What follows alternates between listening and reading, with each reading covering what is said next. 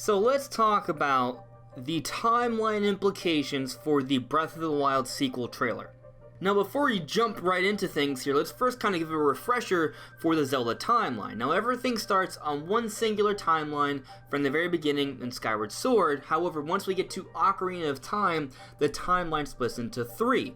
There's the Downfall timeline, where supposedly Ganon, after Ganondorf turns into Ganon thanks to the Triforce of Power, Link loses in that fight, and those events lead to the Downfall timeline, which has most of the 2D Zelda games. But then with the other two timelines, we have the child and adult timeline. So the adult timeline is a timeline where Link was victorious, but he was sent back in time, so that timeline had no Link, and those events eventually lead to the Wind Waker. However, with the child timeline, that's the timeline where Zelda sent Link back in time to live his childhood, and those events lead to Majora's Mask and Twilight Princess. Now with Breath of the Wild, that game is placed very deep into the timeline, regardless of which timeline. Nintendo never specified where it was. And we've been debating since we've known about Breath of the Wild where the game would take place, and there's always been a lot of arguments coming for all three different timelines because there's a lot of contradictory details. So, for example, we have the Koroks, we have the Rock Salt referencing an ancient sea, and we have the Rito. Those would all suggest that the game takes place in the adult timeline where the Wind Waker took place. But then we also have evidence suggesting the Downfall timeline, like the Lynels and also Great Fairies, who only beg in the Downfall timeline, yet they're also begging in Breath of the Wild. And then with the Child timeline, we have that reference with the Zelda scene in Link and the Champions Watching, where she makes a reference to the Twilight Realm. That's a reference to Twilight Princess. Twilight Princess takes place in the Child timeline. So because of all of these contradictory details, people have had a lot of trouble of sort of coming to a conclusion on where the game actually takes place. But since Nintendo put Breath of the Wild at the end of all of the timelines, or very deep into the timeline, I personally have my own theory on where it's been, and I call it the Eventuality Theory.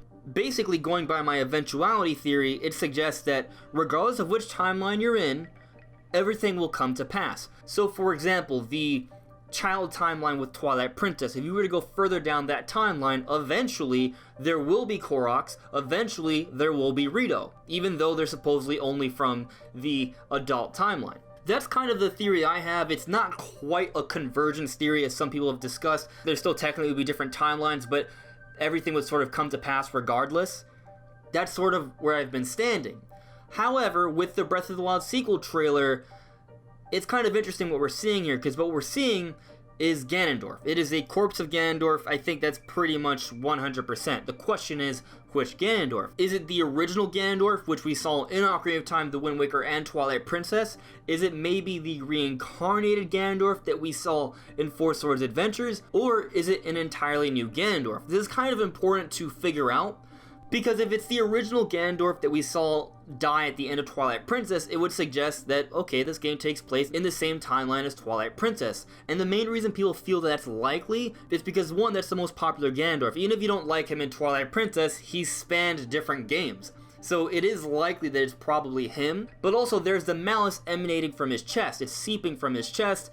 And that's placing an emphasis on his chest, and in Twilight Princess, he had a hole in his chest. That was the big sort of gaping hole. So that point where the malice is coming from, it might be related to that hole that Ganondorf had from Twilight Princess. Maybe that's where all of his hatred is seeping through and becoming the malice that becomes Calamity Ganon. But there's also the distinct possibility this Ganondorf could be the Ganondorf from Four Swords Adventures. We see the actual writings on the wall that show a Ganondorf with a trident, and guess what? In Four Swords Adventures, Ganondorf finds a trident and becomes Ganon. So it could be a reference to that. But here's the thing.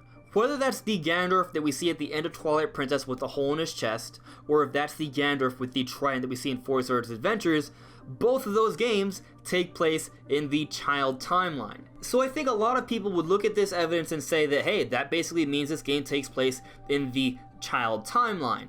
That might be the case, but I'm not 100% settled on that yet, and I'll explain in a moment. But I first want to talk about how I think it would be interesting if Nintendo intentionally did not reveal the timeline, because they always planned on having a sequel where the timeline placement would come to light thanks to this reveal that Ganondorf actually is in the world of Breath of the Wild.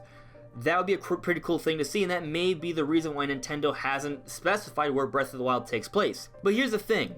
If you take my eventuality theory into consideration here, it might not really matter, right? So for example, it may be the case that there's going to be a Ganondorf that has failed many times throughout history, regardless of which timeline, and eventually he will die, have a corpse, and malice will seep through his body because of his hatred from failing generation upon generation, and the Calamity Ganon attacks will happen no matter what, no matter which timeline you're in. So for me, it has to be one of two things. One, it's just that Breath of the Wild 1 and 2 take place in the child timeline after Twilight Princess, after Four Swords Adventures, or it's the Eventuality Theory where it's a timeline where all of these different things that have happened in the different Zelda timelines have come to pass because they were always going to happen no matter what, eventually. Koroks and Rito would evolve eventually. Great fairies would come to start begging for money eventually because the people wouldn't visit them anymore. Lynels would come down from the mountains or evolve into existence eventually because that's what's just going to happen no matter which timeline you're in. This recurring spirit of hatred amounting to a force of nature that is Calamity Ganon could also be an eventuality, and everything we're just seeing here in the Breath of the Wild sequel trailer is just the root of the Calamity Ganon in the Breath of the Wild timeline. But at this point, because I'm sure there will be more evidence that will tell us more or suggest something different in the future, I'm gonna guess that the Breath of the Wild sequel trailer tells us that this game likely takes place in the child timeline after the events of Twilight Princess, after the events of Four Swords Adventures, far down the timeline, and because of my eventuality theory, the Rito and Koroks evolve in this timeline, Sheikah still exists somehow in this timeline, Lynels and Great Fairies that beg for money exist in this timeline, just further down the timeline, and after many failed generations, a Ganondorf, regardless of which one, becomes the root of the Calamity Ganon, which attacks every few generations. So I think it's the child timeline, but because of my eventuality theory, the other events that occur in the different timelines come to pass in this one anyway. So that's what I sort of think. Those are the sort of implications I've taken from the Breath of the Wild sequel trailer. What do you guys think? Let me know in the comments below. Anyways, everyone, this is AndresRestart. Thank you so much for listening and watching. If you love Nintendo content, please make sure you are subscribed. Leaving a like would be greatly appreciated. If you're interested in a free trial to Audible where you have access to thousands of audiobooks, there's a link in the description below so you can get a 30-day free trial and a free audiobook. Check it out. But that's all for now, everyone. Thank you so much, and I'll see you all really soon. Bye.